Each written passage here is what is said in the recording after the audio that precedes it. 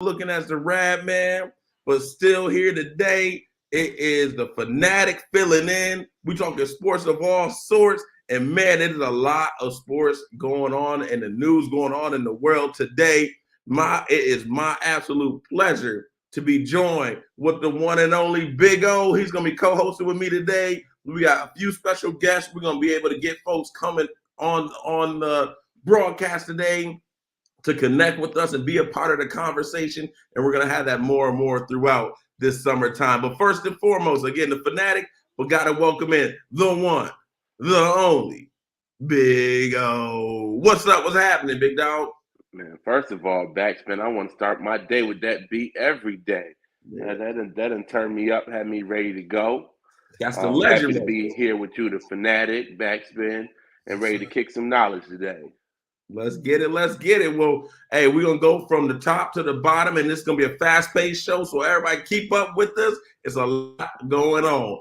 Hey, Big O, I know you are in the Queen City, but I know you already shaking your head, man. Come on, man. Come on. We going Rip the there. Band-Aid off. Just rip it. Just rip it off. Rip it off, man. You over there. Talk to us about Kyrie Irving, Brooklyn Nets. How are you feeling about that situation, being a Nets fan, everything that goes with it? Just talk to us. I'm gonna sit back. I'm just gonna put my feet up. Yeah. I got my good foot up, ready to go. Got my good foot. I need you to jump in and just talk to us. How you feeling about Brooklyn and what's going on? I heard somebody say it the other day, and it was exactly on point for me. It is a failure of epic proportion, and I've never seen anything like it. I've never seen anything like it. I mean, you go from having, I'm going to even stretch it, three of the top 20 players in the league for Kyrie, but you go with Kevin Durant, top three. I mean, and this is just me being generous. I'd put him number one, the best player on the planet, Kevin Durant, right now. Best player on the James, planet? best player on the planet. Do you know the Greek freak Giannis Antetokounmpo? Okay, and I would say, you know, that's pick your poison. 1A, 1B. You know what I mean? But the year Giannis had and the way he's improving his shooting, I probably would lean towards him. And he's younger, stronger, so yeah, I might give Giannis the crown. But Kevin Durant is a close second, and I think it's just the way he spreads the floor, just how he knows the game, opens lanes for teammates. Man, he just does so much more just by being there. Similar to Steph, where Giannis. But he locks up a little bit more. He can probably guard 1 through 5. So semantics. All I know is you got Kevin Durant, James Harden, top 10 player probably when he touches down in Brooklyn, and Kyrie. Man, I mean, on a good day, he's unguardable when he's on. I mean, by anybody, he's unguardable when he's on. Probably the best finisher at the rim for somebody 6'2" and under. I mean, ball on the string, a maestro and a killer, and a killer. Out of those three, oh, he's the killer to me. You know, Kevin's a killer, but Kyrie is cold, man. And you blow up that team, and what do you get to the second round in the playoffs with Milwaukee? Is the furthest you go, and they say, you're on mute. Let me I make just sure. know. Let me make sure I say it correctly. I had to clear my throat. One series win, Big O. One Yeah, series win. Come on. it's embarrassing. And I don't and so many things I just don't understand because things are being held under wraps. But I don't know how you can't try to get Kevin Durant to play it one time. Run it back one time. I heard it when he first requested the trade that they were working with his agent to move him to a place that he wants to go. Why in the world would you do that? Why in the world would you send him someplace where he wants to go? He's the one almost with no leverage. Of course, Kyrie, who I think is the main no, I don't think is the main catalyst in breaking this up. James Harden said he couldn't play with him. The young cats in Boston go to the finals. They couldn't play with him. LeBron, he couldn't play with him. So when everybody pointing the finger at you, obviously it's you, Kyrie. Special talent, just very selfish. I mean, there's no more simple way to put it. Very selfish guy. You can just feel it just around the relationships he's had. But man, oh man, is this a failure of epic proportion? Somebody's head has to roll, but I just quietly would say if I'm Sean Marks, I don't move him. He's got 4 years left. He has no leverage. What incentive do you have to trade him to a good team? And they're talking about get picks back because lo and behold, the Rockets have all our picks. We don't have any first round picks. The Rocket has all the leverage in that in the James Harden deal. So say you get the picks back. What do you think Phoenix picks are going to be with Chris Paul, old, aging, but Kevin Durant and Devin Booker in the crew? What are those picks going to be? Mid-20s at late 20s at best? I don't understand what we get out of the deal. And I get Mikal Bridges. I like him. Cam Johnson. I like him. Ayton, cool. But none of those players matter unless you circle them with a Devin Booker or a Kevin Durant. So I don't understand what the Nets could be doing to try to get him someplace. I'm sending him to Siberia. He would have to go to the Kings, Orlando, somebody where he can get on that roster and play. I take a few pieces off the roster, which isn't much, and then we get some good draft picks out of that because there's no way they would be able to contend in the next year or two unless he's a real good recruiter. And I do it late, towards the end of free agency. I don't even let him get there to get to recruiting. I don't understand. You almost force his hand into coming back to Brooklyn. I just can't understand what the Nets are doing. Yeah, failure of epic proportion. Yeah, that's really interesting. But you mentioned it really just about the Kyrie instance, and we can come back to KD because we'll have time, I think.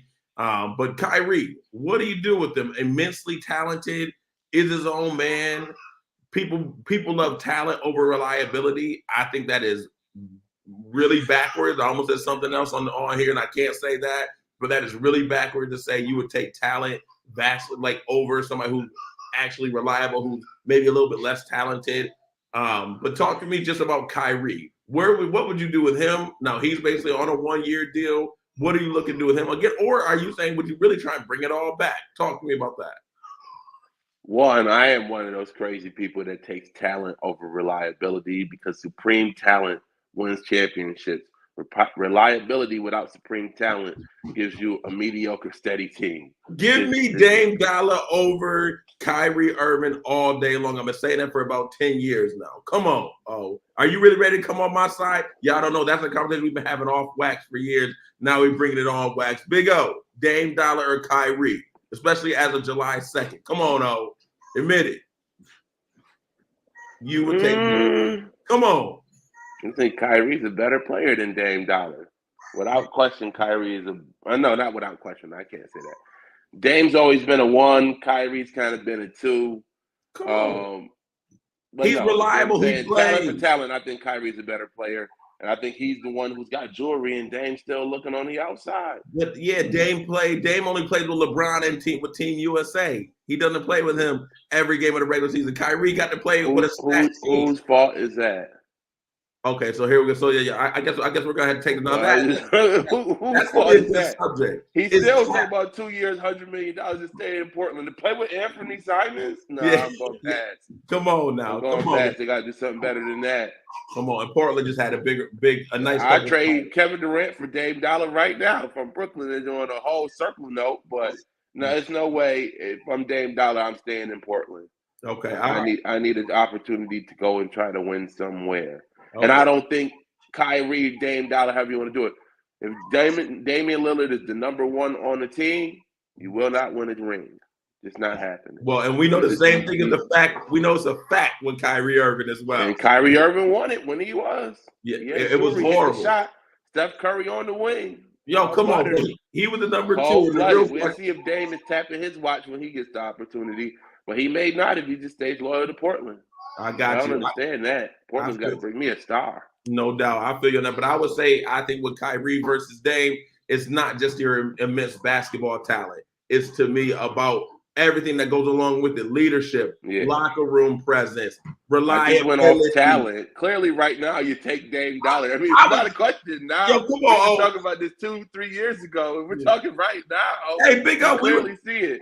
Big O, we was talking about this 5, 6, 7 years ago. Come on, O. Talent for talent, give me Kyrie. The man's a little bit nuts. Yeah, I should have known something was up when the world was flat. When the earth was flat, I should have known something was up. Yo, see, that's What can you I know what? say? You know, Big O, I'm gonna let you have this right now. But hey, we're gonna keep having that conversation. It's Dame all day. But talk to us about Kyrie. What would you do with him as a Brooklyn Net GM? If Sean Marks picks you up and say, yo, Big O, I need to holler at you, what are you saying to him?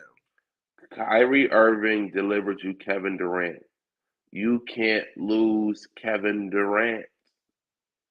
You didn't even try. You're looking good against Milwaukee. You're up 2-0. James Harden's hurt. Kyrie Irving and Kevin Durant are dominating the Bucks, who end up being the champions that year. This is 2 years ago. Kyrie Irving rolls his ankle legitimately and painfully. I've done it plenty of times. I know it swelled up like a grapefruit. The man wasn't able to play. You lose to the Bucks, I think, in 7. Kevin Durant's big foot on the 3-point line, go to overtime. Played the whole game. And then the next year is the coronavirus, the vaccination. Kyrie doesn't want to get the shot. So that drives James Harden out of town because he's looking at Kevin Durant like, I came here to play with you and your man, and your mans don't even want to win. So James said he wasn't having this. He was out there letting loose balls go, scoring 6 and 4 points out there where it's just him. Kevin Durant's hurt. Just Yep. out here, what do you call it? Just out here. What's the word, Jude? Lollygag. I was a lollygag, but he quit. He didn't even quit. Thank you. Quit. I wasn't looking for quit. I was looking for, he was sabotaging. Man was sabotaging us. That's what I was going with. Man was out sabotaging his way out of Brooklyn. Yeah, he was playing for Vegas, man. He ain't had no jersey. He had the Vegas jersey on. Because I never will forget, Big O. I was watching the game late night. Of course, I got my 2 little girls. Was up watching them against Detroit, and it wasn't that late, but they rolled on the ball. You know how the NBA, they roll the ball out so that you can go ahead and pick it up and not have the clock start. He literally didn't bend over. He being James Harden didn't bend over to pick up the ball. He let Detroit grab it and go for a layup. I said, oh, he would have been cut after the game that night. No question. Go ahead, Big O. Sorry. Except we got a coach who has no experience. So just everything in Brooklyn went wrong. But Kyrie Irving is the main driver in this. He didn't want to show up to work and play, as Stephen A. Smith has alluded to many a times. And that drove James Harden out. And then the fact that the Brooklyn Nets organization didn't want to give him a long-term guaranteed 4 to 5 year max deal was the straw that broke the camel's back. Now, I am of the mindset that there's no way I would have given Kyrie 4 years max, no opt-out. I would have needed an opt-out after 2 years, and then I would have looked at Kevin Durant and told him, you need to get your man to be reasonable.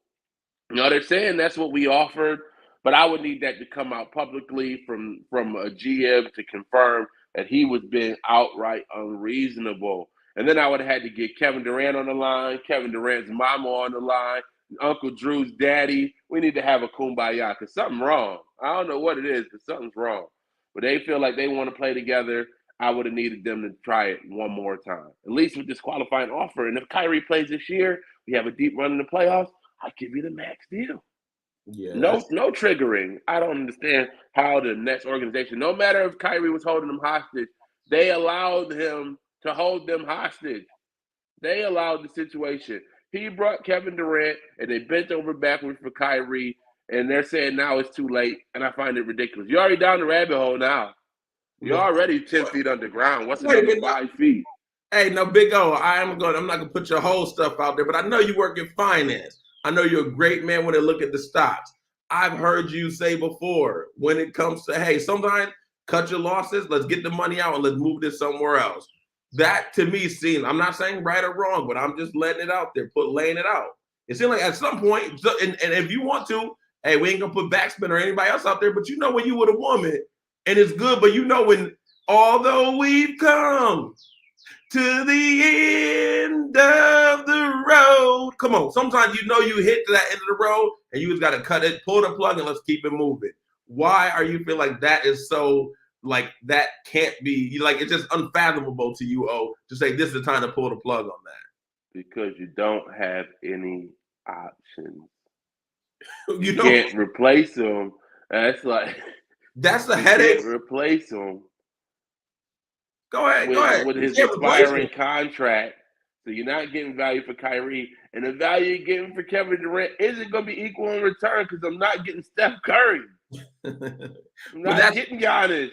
Yes. Now, what I'm going to get in return is not going to be of equal value. So is there a way when you get rid of Kyrie, but you keep Kevin? That's when you're going to run the risk of saying, I won't show up and play. That's his only leverage at that point. 4 years. I would stare that down the barrel. But I also don't understand is headache. Usually when you win, it comes with some headaches, comes with some bumps in the road. That's par for the course. I want to run Kyrie, Kevin Durant, and Ben Simmons. The lineup to me is fascinating when I'm running Kevin Durant, Ben Simmons, Kyrie Irving, Joe Harris, and Steph Curry. I just want to see it once. Now, how we're going to guard and defend, I don't know. But on offense, man, I would love to see that lineup just once. I don't know how they don't want to see that vision come true. I don't see how that's possible. That's fair, but I think this is why I love humans, why I love connections. Sometimes, and this is the one thing about the NBA, and I would again, I'm gonna pass this to you, is just the NBA is at the ultimate point of the NBA of the players really not overthrowing the government, but being able to tell leadership, I got 4 years left, I still need to be traded, and I expect to be traded ASAP. And it's gonna happen. I don't think KD's gonna be back because these kind of players have shown this kind of leverage. We've seen James Harden quit his way out of two places. And I know he's a quote unquote top 75 player, which I would not have put him on that list just yet, as of yet. Actually, I probably would have. Anthony Davis. He have 2 MVPs? Yeah. I'm taking that back. But Anthony Davis, he was my one. I definitely would have took off the list. But another subject for Clay. That's different. Dwight Howard. Even though Patrick, talk to Dwight. Dwight should have been on that list. AD didn't. He didn't deserve it just yet. To me, that's clear. But my main thing is, how do you feel about the actual leadership versus the players and the leverage that the players have? Like you're saying, it's one thing if Kyrie's on expiring contract and you saying I'm about to be out. I know Zion, he's look like he's gonna sign his down for my Pelicans down here in the Bayou. But KD with 4 years left, how do you feel with just a player X?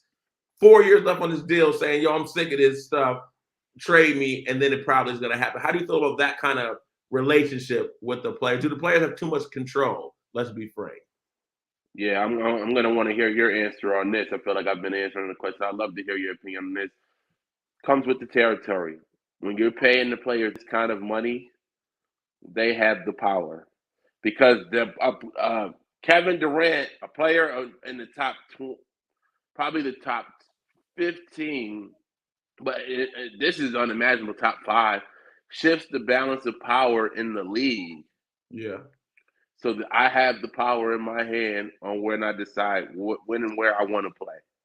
Now, if the Nets were really saying we're going to stick to our guns, then I guess you got a Philly Ben Simmons situation with Kevin Durant, and you got to hope he just comes in and wants to play basketball with the opportunity to win. But the players have all the power, and honestly, I think that's how it should be because that is the talent. The players are the talent. There's no league without the talent that goes across all sports. Basketball is the only one where one player can shift the balance of power in a league. Like the best player in baseball is probably Mike Trout. But who is? I mean, Aaron Judge, baby. All right. Either way, and then I heard Buster Olney say they don't think that Aaron Judge is going to be there next year, which tells you the balance of power for one player in baseball doesn't work. Yeah. Football, outside of Tom Brady and maybe Aaron Rodgers, just quarterback, Patrick Mahomes, not much shifting for outside of the quarterback. But in basketball, one player can shift the power in the league, a la Kevin Durant. So I just think that the players are the talent. It should be that way. This is obviously unfortunate because he's playing for my team, but this is what happens when the players have the power and they're making this kind of money. Yeah, it's as simple as that for me. You tell me, because I hear you have a different point of view. Yeah, to me, I think this is where we're definitely teetering on that line, and to me, I think it's too much. I wish the NFL players had a 10th of the power that the NBA players have, and you're absolutely right, Big O. When it comes to the NBA players, there's only 5 players. You got one great player that takes a moribund, terrible franchise to now you're this great franchise just with one player. Football, we know it's not like that. But I think in the NBA, this is getting a little bit like we're playing 2K. Like James Harden, that was such a bad look. Ben Simmons, such a bad look, and now Kevin Durant. And Kevin Durant, Kyrie Irving, two most tone deaf NBA players I've seen in all my life. They have no feel for how they sound, who they're talking to, when they're supposed to say it. It's one thing. I love the line, when keeping it real goes wrong. They are the epitome of keeping it real goes wrong. All the time they open their mouth. I still can't believe Kyrie was at the ending press conference. Me, Kev, Joe, Sean. Mark, We're gonna lead this franchise, and I love it. I love that Andrew Wiggins. He didn't want to take the vaccine, but he took it, and look what he did. And then you look Kyrie. He did what he did, and really just literally blew up that whole entire team. So my point is, NBA players, I think right now they have too much power in the fact of being able to just maneuver. I'm good with freedom of mobility. LeBron really created that. I'm good if you want to go from team to team, but that's not how I want to do it. And I hope that we get the pendulum back of saying, not saying you got to be with one team for your whole 20-year career, but I'm saying go get your bag. Like I saw a little thing, Gary Payton II, he signed with Portland over last night. I would have loved to see him stay and go to say, let that be the team where he runs with, but you got to go get your money. I'm never mad at that. But Kevin Durant, he ain't chasing money. He should be chasing legacy. And right now, he just looked like a crying whiner, terrible leader he's a glorified street ball player, who can really drop buckets in the league, but he has no feel for, I think, vision for himself and his basketball legacy post-basketball. And he want to talk all the time coming at Sir Charles and Shaq and everybody. I love it. I love seeing my man JaVale McGee still in the league getting a 3-year deal last night with the Mavs. Like, get your money. I'm not mad about when you're the 98% player, but when you're in that top 2%, worry about your legacy, stick with your team. You can't go from OKC to go to state. That was already a soft move. Now you go to Brooklyn, and now you 4 years late, 4 years left on your deal. You don't want to see this through. Where's the commitment? It just seems real suckerish to me if I'm talking like that, man. But that's just where I'm leaving that. I 100% agree with you with Kevin Durant and this being a weak move. Where I would put the ball back in your court is, so what do you say about the loyalty Bradley Beal and Damian Lillard are showing? Yeah. I think that's foolish loyalty. What has Washington done to keep Bradley Beal? That's clearly a money grab, but I think Bradley Beal's a really good player. I think you and I, we've had this conversation to get off wax. I don't know, and I don't think that he's a top 2% player. Maybe he's top 3%, but we're not worried about Bradley Beal's legacy, and clearly neither is he. His legacy is about getting the bag. Hey, if that's who you are, do you. I'm not mad at that. And Damian Lillard? Dame, I love Dame with that. I love that he's trying to build it. I do think now he's teetering. It might be, maybe give him a year. It might be. But I think it's, it might be time for Dame. But real quick. I forced my way out of Portland yesterday. I'm not mad at that. But Portland's a dope city. Just shout out to Portland and the Motor Center. But hey, real quick, I know we got some guests getting ready to come on the line, but hey, just real talk. Oh, you live in Charlotte. Talk to me about Steve Clifford coming back to Charlotte. How's that? Conflicting. I mean, the last time they went to the play, I think he went to the playoffs twice down here. When you have such a young team, you think you want some young energy. You want that Darvin Ham going to the Lakers. You would think you want a Sam Cassell or some sort of young energy that the players can relate to. And I'm not sure if Steve Clifford was it. What was he not before that he is now? I don't think he went out and accomplished a whole bunch in Orlando in between his stops in Charlotte to come back. I don't know what he learned in that time frame, but Michael Jordan went with someone he was comfortable with after being spurned by Kenny Atkinson, who I think is a heck of a coach, really built that Brooklyn team. So whatever Michael got spurned by with Kenny Atkinson, he wasn't willing to have that happen again. So he went with a safe choice in Steve Clifford. I think it's a step backwards for the Hornets, but they have bigger fish to fry with Miles Bridges. So they need to figure out what's going on. That young man needs a little bit of help. Probably a lot of bit of help. A lot of bit of help. But so I know from the Queens, I didn't move the needle for me at all. Got it. No, I agree with you. First and foremost, man, Miles Bridges. I know it's still allegedly right now, but that is from what was alleged and what was written about him.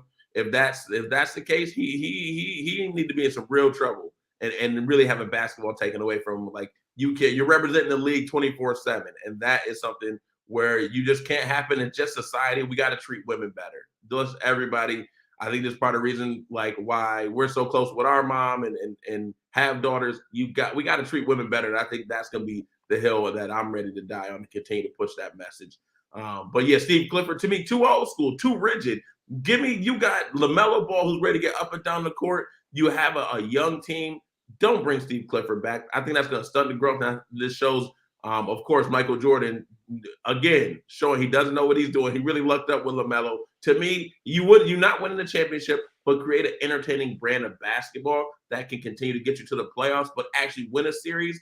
D'Antoni would have been my choice. I know to me, he's a good coach, but that's not going to win in the playoffs the way he plays. But you give LaMelo as the James Harden type, and you got, of course, I love it. My man Terry Big Shot Rozier, let him go and ball boat right. Like Charlotte got a good squad. I like their draft. Like, don't bring me old rigid Steve Clifford who's gonna be talking about get in your defensive stance, slide your feet, defense. That's not who they are. The NBA, not everybody winning the chip. The other teams like Charlotte should be in there to sell seats and put on an entertaining product. So D'Antoni would have been a choice for me. That's the way I would have done it, no question. So, but I would agree. After Kenny Atkinson, who I thought would have been a great coach, definitely D'Antoni's get up and down style. LaMelo, the Mark Williams from Duke, the draft pick would Lob City is certainly for sure. Exactly. And then if Airbnb, if Bridges ever does get this thing figured out and he comes on back, hey man, him and LaMelo, he had a huge jump because of LaMelo. Yes, he'll be a great fit for it. So, hey, but it looks like the leader of the show, the person who the show is here for. All right. He looks like he's trying to jump in. Let's see. Hey, Radman, you there? Oh, finally, the Radman. Yes, I'm here. Radman is here. How you doing? What's going on? Good morning, Radman. How you feeling? Wonderful. You guys doing a great job over there this morning. Oh, my goodness. And you remember now, Rock Pawnbrokers, 559 State Street. Guys, pay the bills, pay the cost to be the boss. So we got to take care of Rock Pawnbroker, 559 State Street. See Sammy and the crew.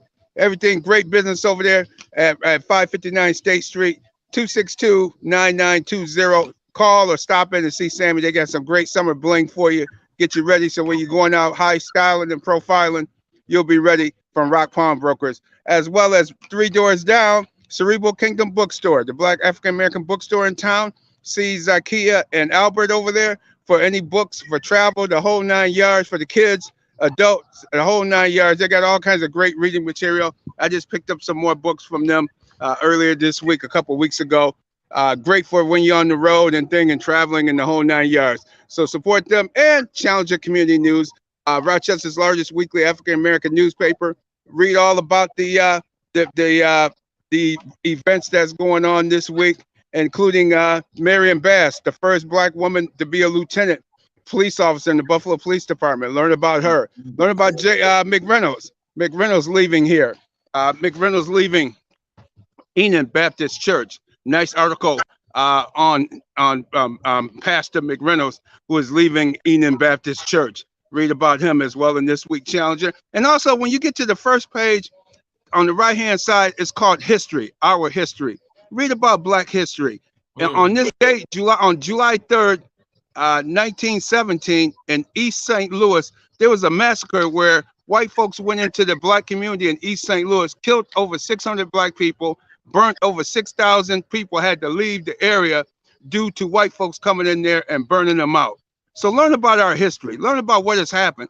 What happened in Buffalo, the massacre of the Buffalo 10, that's nothing new, sad to say, here in America. This is how, unfortunately, how Black people have been treated for the past 400 years that we've been in this country. And we need to stand up for ourselves in this country and let people know what the facts are. This happened in East St. Louis, July 3rd. Read about it in Challenger Community News in the history section. She gives our history. Alnisa Barbara Banks, owner and publisher of Challenger Community News, has been doing this since 1980, giving us news and facts that we should learn about ourselves. And remember what happened about the East St. Louis massacre that burnt out a whole black community back in 1917 on this date of July 3rd, 1917. Learn about our history. That's just a few facts, guys. Just always want to get a little history in, as well as taking care of our sponsors as well. No doubt. Hey, and Radman, thank you for that. We really need to do our history and continue to learn it, because for us to still be here and be as successful as we are, it's a testament to our power and our grit, and that's a beautiful thing. So thank you for that. Amen and ashe. Hey, Radman, I know we talked about this week. Talk about Marlon Briscoe. He passed away this week. Talk to us about that. Yes, not only we dedicate the show to the Buffalo 10 each week, this week we also honor Marlon Briscoe, former Buffalo Bill, former Denver Bronco. My dad, your grandfather, George T. Radney, used to take us to the games on Sundays up at the Rock Pile, which ironically is only 3 blocks away from where the Buffalo 10 massacre took place at the Top Supermarket. 3 blocks away used to be the home of the Buffalo Bills, called the Rock Pile, right up there on Jefferson Avenue. 3 blocks down, used to go see Marlon Briscoe play, number 86. I can remember him very vividly. He was fluid in motion. He did with Buffalo. He did some reverses, and he threw the ball from time to time on reverse gadget plays and things of that nature. Or when the quarterback Dennis Shaw or somebody was hurt, Ernie Warlick was on that team. It was an excellent Buffalo Bills team. Marlon, when he was traded to Denver, they made him a quarterback, and he was one of the first black quarterbacks to ever play in the AFL and in the NFL as well. Yeah. So definitely give our rest in power.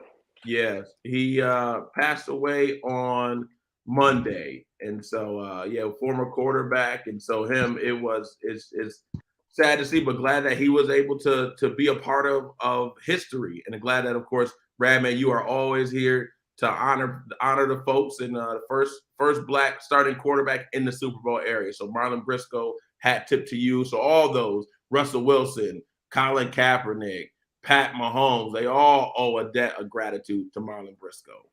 They absolutely do. And so Marlon Briscoe, rest in power. We appreciate the opportunity we had to learn from him, and also get to see his great talents on the football field as a quarterback, and he was an outstanding wide receiver. He made All-Pro with Buffalo as a wide receiver. The man was just a multi-talented precursor to the guys of today. Jim Harris, another black quarterback that did play quarterback for the Buffalo Bills, also from that era. So we remember these guys and keep these minds, guys, and remember where we came from. Once again, knowing our history. Jim Harris, but today, Marlon Briscoe, rest in power. We appreciate you. Beautiful, Radman. Radman, I know you're out on location. Anything else you have going on right now that you want to go ahead and talk about? One last thing, free Brittany Griner. It's a shame. More people should be talking about it, especially in the sports world. They should be talking about freeing Brittany Griner. And one other point I want to make.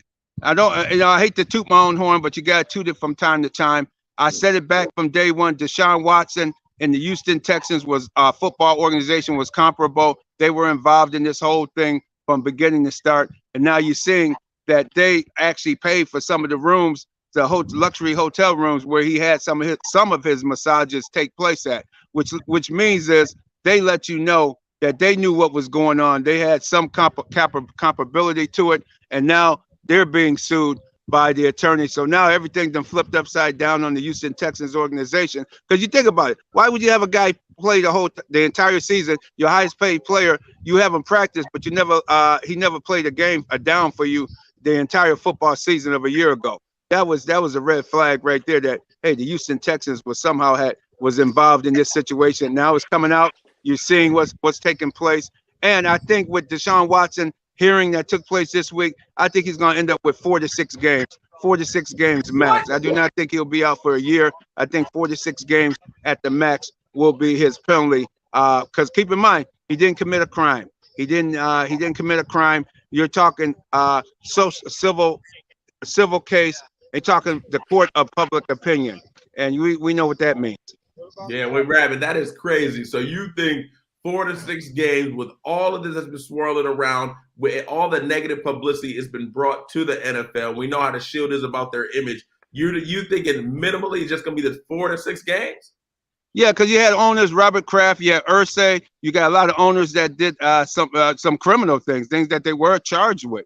and it was very little repercussions for them. I think with all the publicity and with what's going on now, I think women have a bigger fight with the abortion issue. That's going to be more of a bigger fight for them than a Deshaun Watson situation, because his case, remember, no criminal charges have ever. The man has never been arrested, anything of that nature.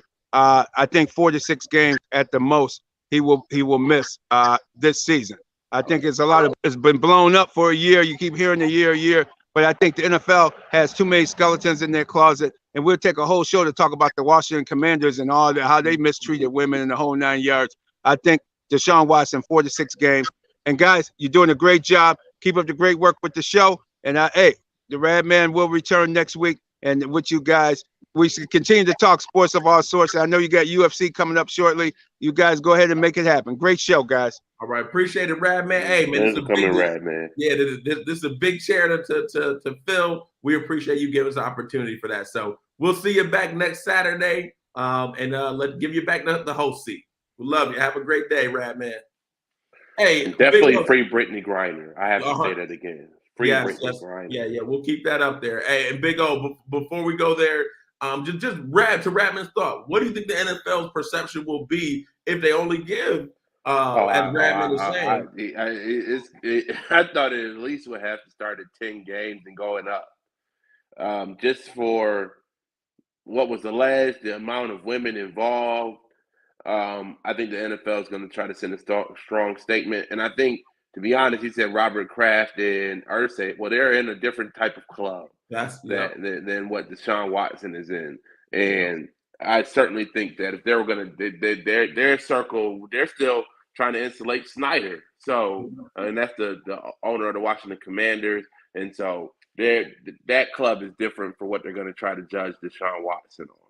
Plain and simple. Roger Goodell works for them. Exactly. Roger Goodell does not. So he's going to be the judge and jury. Well, he's going to, for the people who hired him, I think it's going to be quite different how he interacts with them versus the player he's honestly the league he's in control of. No doubt. But the owners pay him. Yeah, and I think what's really interesting to your point, which is that's where I'm like, well, hold on, the NFL, y'all love to rig things in your favor. So if the Players Association and the owners, they go against each other in court, they do get to have a independent judge. But if let's say Deshaun wins that case, the NFL can appeal, and guess who gets to decide the appeal to the first decision? Independent court, Mr. Roger Goodell. Come on. So he's the man here. And who does he work for again, Big O? The owner. So Deshaun Watson, he's going to get whatever punishment that they decide is enough, and it'll be crazy. But I still can't even believe the Cleveland owner paid him $230 million guaranteed with all that swirling away. That is insane. It was insane when I heard it. But now everybody should say, Lamar, if Deshaun, with everything he had going on, and I've been a model citizen, if I am my man Lamar Jackson, if I'm Lamar Jackson, not Deshaun, if I'm Lamar Jackson, I want $300 million guaranteed. And that's my starting point. If you give it to Deshaun $230, because Deshaun's been great. He hasn't accomplished what I accomplished in college. Well, you could probably say in college, but Lamar was the best player because he won the Heisman. Deshaun never won a Heisman. So doesn't Deshaun have jewelry? He does have jewelry, but he had a stacked team. Has Louisville ever been any real relevant to winning the chip? Nah. If we looked at the NFL and we looked at quarterbacks, if we're talking Deshaun Watson or Lamar Jackson, to me, it's not even a question. I want Deshaun Watson. Wow. Well, see, I think, man, it just looks different. I think it is a question. I'm not saying, see, if you go Deshaun to Kyler, that's a different thing. But if you give me Lamar versus Deshaun, they're in the same ballpark. I probably would still go defer to Deshaun. But with all this going on, I like reliability, I like somebody I could trust. Give me Lamar. But, hey, before we go, we're going to move on real quick to go. I got a shout out to Miriam Insurance Agency, Auto, Home, and Health, Life Insurance. Radman talks about it every week. It saves the family money. I like to save money, so check out Miriam Rivera, 511 Bean Road, Suite B. Give her a call, 585-360-0094. And then, of course, I know it's a little bit later. Hopefully nobody still has to do this, but I know, you work in finance. I've heard some people still didn't file their taxes. So if you haven't, Virgo's tax income. go see our main man, Al Burgos, 585-266-2680. If you're not in Rochester, give him a call. He'll still take care of you. If you are in the Rock, 1861 North Clinton Avenue. With that being said, hey, let's talk a little UFC. We got a big fight going on this weekend. We got the expert, the one who knows it all, the natural at Jason A. Jack on Twitter. You can follow him. I know he's a new daddy. Hey, J. Jack, you look good, man, for an early morning. How you feeling, big man? Man, I'm feeling good. I got to go back real quick. You said you don't know how Cleveland paid Deshaun Watson $250 million. Come on. Then I called the mistake by a lake for a reason. You ain't never like, hey, you ain't never lied, but man, I just can't believe the timing of it. They finally got the right dude, and they said, "Baby, please don't leave me. Whatever's going on, I'll keep you. Let me get you this money." Listen, I agree with the Radman. I think that 6 games sound about right. He did not commit a crime. He got a lot of civil suits against him. And I think the NFLPA, they're going to make sure that they do right by that man and keep him on the field and make sure he gets his money. So 6 games, I was thinking more like 6 to 8, but 6 games sound about right. Hey, J-Jack, I personally think the NFLPA is a joke. I have to say that. I would say they're a joke. They can't even get 50-50 revenue share for the players. Yeah, they're a joke. So when you look at I don't trust them. If I'm Deshaun Watson, I don't trust them at all.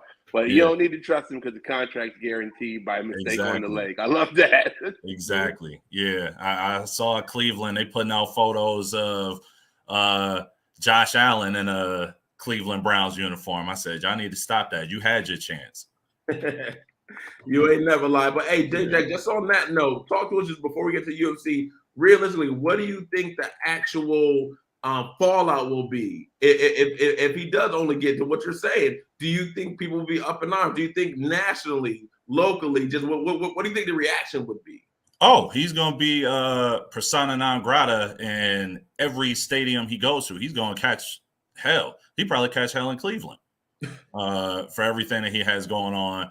But Cleveland wants to win. So I know that their fan base is very passionate. So they most likely will cheer him. But you'll have your section of fans that will give him the business every time that he goes into any stadium. It'd be comparable to it'd be comparable to what Vic experienced when he was going through what he went through. He served his time, but he still came back and got the business from almost everybody. So it's going to be backlash, but winning cures all things. Right.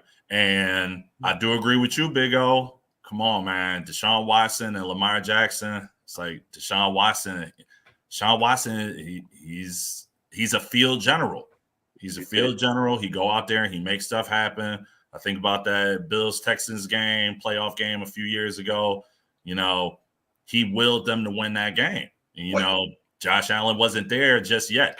Yeah, Josh Allen didn't know which way to run for his own touchdown. You gonna say Deshaun did that? The Bills, literally, you talk about mistake on the leg, and I ain't gonna never talk about bad about Buffalo, except for right now. Buffalo, they were the mistake on the leg in that game. Literally gave that game away like it was Thanksgiving dinner. Gave them that win. Come on. Well, but wins and losses, did he win the game or not? Yeah, he kept the pressure on. Lamar have one?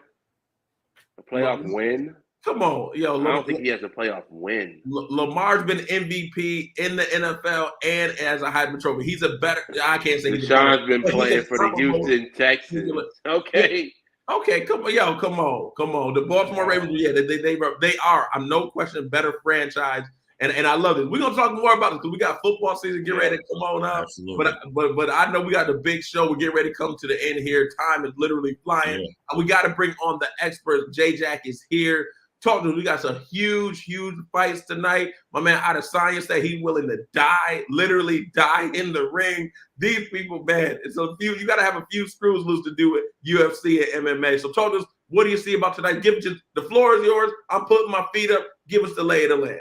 All right. So we got a big fight card, UFC 276 coming from T-Mobile Arena in Vegas.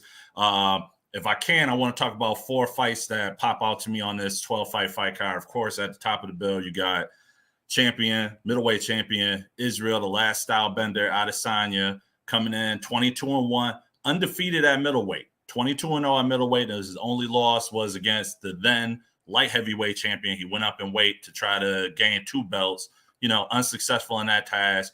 But he's taking on Jared Cannonier, a strong number 2 ranked contender, former heavyweight and light heavyweight in the UFC. But now he's found his stride at middleweight, 5-1 at middleweight. The only time Cannonier has lost, he lost to Robert Whittaker, who was a former middleweight champion in the UFC. Cannonier coming in, 2-fight win streak. He's looked pretty good in his last fight. He stopped Derek Brunson, who was on a 5-fight win streak, stopped him with some brutal ground and pound, which is really Cannonier's game. But Adesanya is just on a whole different level, real tall, rangy, middleweight, 6'4", I think got like an 81-inch reach. I think that he's going to definitely pull it out. It's just his striking game is unparalleled. Former Glory Kickboxing championship competitor. He's too much, man. His striking game has been too much for anyone in the UFC to handle yet. Everyone at middleweight has not been able to touch him. He's going for his 5th title defense. His last 2 title defenses have been rematches. He last defeated Robert Whittaker for the 2nd time in his last fight, but I don't see Cannonier pulling that off. His best hope would be to make the fight dirty, get into the clinch with Adesanya, maybe take him down and beat him up on the ground, but Adesanya has great takedown defense, and I don't see Cannonier even getting close. Everyone is calling, including Adesanya's coach. He says it's going to be a 5-round masterclass. He's going to take it to decision. I could see Adesanya finishing this fight inside the distance. He's just going to be too much. You going to knockout or you going submission? Oh, no. Adesanya, he's not too much on the submissions, but knockout is very feasible in this case. But I see Adesanya taking it regardless. I'm just shocked with the feat that the man's coming down from heavyweight to middleweight. Yeah, that's blowing my mind. Big boy. Yeah. I saw him fight at heavyweight, saw him fight at light heavyweight, and now my man is shredded. They call him the killer gorilla, Jared Cannonier. And that's how he fights. He just go with his strong iron game, but he is not going to be able to do that with Adesanya. Adesanya is just a masterful striker, probably the best striker in the UFC. I don't see it. Yeah. I know you said you got 3 other fights. Yeah. So you got 2 title fights at the top of the bill. You got the featherweight championship champion Alexander Volkanovski defending his championship against Max Holloway, the former featherweight champion. Volkanovski is going for the 3-peat over Holloway. He defeated him for Max Holloway's featherweight title a couple years ago by unanimous decision. The second time they fought, it was a split decision for Volkanovski. I actually felt like Holloway won that fight, but Max is on a 2-fight win streak after he lost to Volkanovski for the second time. Volkanovski himself is actually going for his 5th title defense at featherweight. Coming into this week, I thought Volkanovski had it. Volkanovski is a very cerebral fighter. He likes to read his opponents and basically do a lot of setups. So basically, if he sees that, he's throwing a leg kick and a straight off of that, he's basically looking at what his opponent is doing off of what he's doing, and then he'll switch it up. Once you get into a lull, he might rock you to sleep and then come back and change it up. Not very big on the finishing with Volkanovski. He usually wins his fights by a decision, but looking at the press conference and the weigh-ins and everything, Max Holloway, former champions, come into this fight week in a very different state of mind. He usually is very reserved. He gets fired up when it's time to fight. He's been real fired up this week. He really feels like he won that last fight. And I think tonight he's going to take it. He's going to come to show that he is one of the greatest featherweights of all time. It's a weird conversation because when people think about the greatest featherweights, of course, they think, Jose Aldo, he was featherweight champion, the first UFC featherweight champion, because he brought that belt over from the WEC when they got acquired by the UFC. And Max Holloway beat him twice. But then Alexander Volkanovski, he beat Aldo on his way to the title, and then he beat Max Holloway twice. So it's kind of like, you know, you got 3 people who could really lay claim to being the greatest featherweight of all time. But I think tonight, Max Holloway, he's saying that it would be a blessing if the fight went past 3 rounds. So he's trying to go in there and finish Volkanovski. I don't know if he'll do it, but I think that Max Holloway is going to take this fight.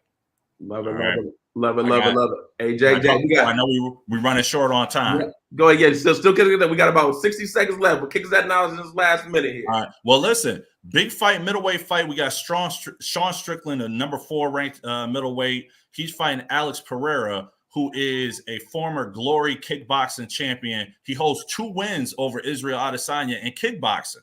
So what the UFC is trying to do is they're trying to push the narrative of creating new title challengers for Adesanya. So if Adesanya wins his fight tonight and Pereira beats Strickland, who is a strong fighter in his own right, they're going to try to make that fight, and the build up to that fight would be great. You know, they're going to keep showing the highlights of Pereira sleeping Adesanya. He left him snoozing on the canvas in their last kickboxing match. So that's a big fight that people want to watch, is Pereira and Strickland. I think that Pereira, his striking, you know, kickboxing is going to be too much for Strickland. I think later on down the line, maybe towards the end of the year, we might see Adesanya Pereira in a middleweight championship fight. I love grudge matches. Yeah, it'd be a big one.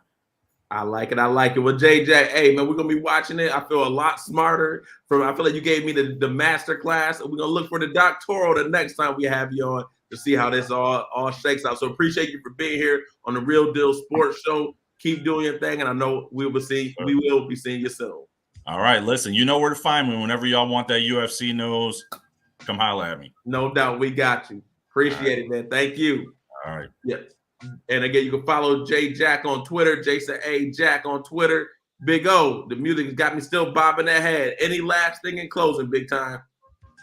It was just amazing to be on here. Certainly enjoyed the show. Brooklyn, send Kevin Durant to Siberia or just leave him on the roster. That's the only thing you can do. Hey, I'm with you. Hey, that's going to be continued story. You know, we'll talk about that. You know, you're welcome anytime. As we continue to say, free Brittany Griner. It is crazy what's going on there. And then she's over there talking about like they're putting her in having her a trial. So I'm hoping that at some point they just come and she'll be able to get home really, really soon. So we appreciate it. Backspin. Appreciate what you do. We know it's a big day for you. We talking sports of all sorts. We'll see you next week. Thanks for letting us be here. The Fanatic. We getting ready to sign out. Hey, Backspin, talk to us. What's coming up next? You already know the Back in Time Mix Show is on the way. Your man Backspin, fresh off of vacation. So, you know, I'm excited to be back in the studio and, you know, do what I do best. Hey, man. Hey, but I know sometimes you got to try and recharge your battery. So love what you're doing. Absolutely. We're glad to have you back. We had a great feeling last week, but glad to have the legend back. We're lucky to have you. No doubt. Thank you so much. Appreciate you guys. See y'all next week. See you next week. Yes, sir. Real Deal Sports. Right here with the Radman, and you already know the Fanatic himself. And Big, my guy, what's going on, man? Thank you so much for welcoming us with your presence, brother. We appreciate you. Anytime. No doubt, Big O. Y'all keep it locked right where you got it. On deck is the Back in Time Mix Show right here on the Beat 105.5.